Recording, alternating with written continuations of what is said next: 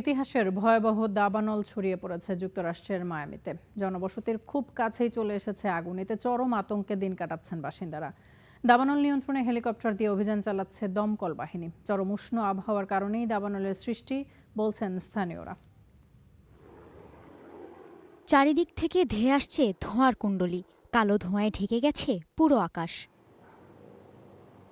এমন ভীতিকর দৃশ্যটি দেখা গেছে যুক্তরাষ্ট্রের পশ্চিম মায়ামির একটি আবাসিক এলাকায়। তীব্র গরম আবহাওয়ার কারণে দাবানলের আগুনে জ্বলছে মায়ামির বনাঞ্চল। জনবসতির অনেকটা কাছাকাছি চলে এসেছে আগুনের শিখা। দাবানল নিয়ন্ত্রণে কাজ করছে জরুরি বিভাগের হেলিকপ্টার। আতঙ্কে ঘরবাড়ি ছেড়ে রাস্তায় নেমে এসেছেন বাসিন্দারা। সামাজিক যোগাযোগ মাধ্যমে আগুনের খবর পেয়ে কর্মস্থল থেকে দ্রুত বাড়িতে ছুটে আসেন অনেকেই। নিজের প্রিয় পোষা প্রাণী আর শেষ সম্বলটুকু অক্ষত আছে কিনা তার শঙ্কা নিয়েই কাটছে প্রতিটা মুহূর্ত।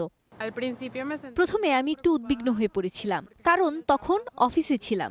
সামাজিক যোগাযোগ মাধ্যমে দেখলাম সবাই এ নিয়ে কথা বলছে। তার উপর আমার কয়েকটি বিড়াল বাড়িতে একা ছিল, তাই আমি চিন্তিত হয়ে পড়ি। সবকিছু ঠিক আছে কিনা তা দেখতে অফিস থেকে আগেভাগেই বের হয়ে আসি। বাসিন্দারা বলছেন, মায়ামির ইতিহাসে এমন ভয়াবহ আগুন তারা খুব কমই দেখেছেন। আমার জীবনে দেখা এটাই সবচেয়ে বড় ও ভয়াবহ আগুন। ধোঁয়ার কুণ্ডলী আর আগুনের তীব্রতা দেখলেই তা বোঝা যায়। আমি শুধু মনে প্রাণে প্রার্থনা করেছি যেন আবহাওয়াটা একটু বদলায়।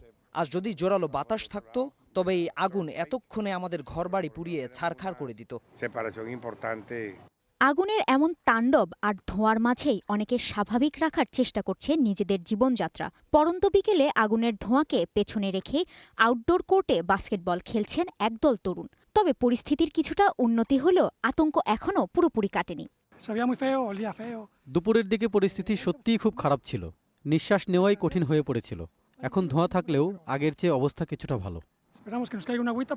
আকাশ ও স্থলপথ দুই দিক থেকেই আগুন নিয়ন্ত্রণের চেষ্টা চালিয়ে যাচ্ছে মায়ামির দমকল বাহিনী। প্রকৃতির এই রুক্ষতার অবসান কাটাতে পারে এক পশলা বৃষ্টি। তার অপেক্ষায় এখন মায়ামির বাসিন্দারা। কাজী শাহরিন, স্টার নিউজ।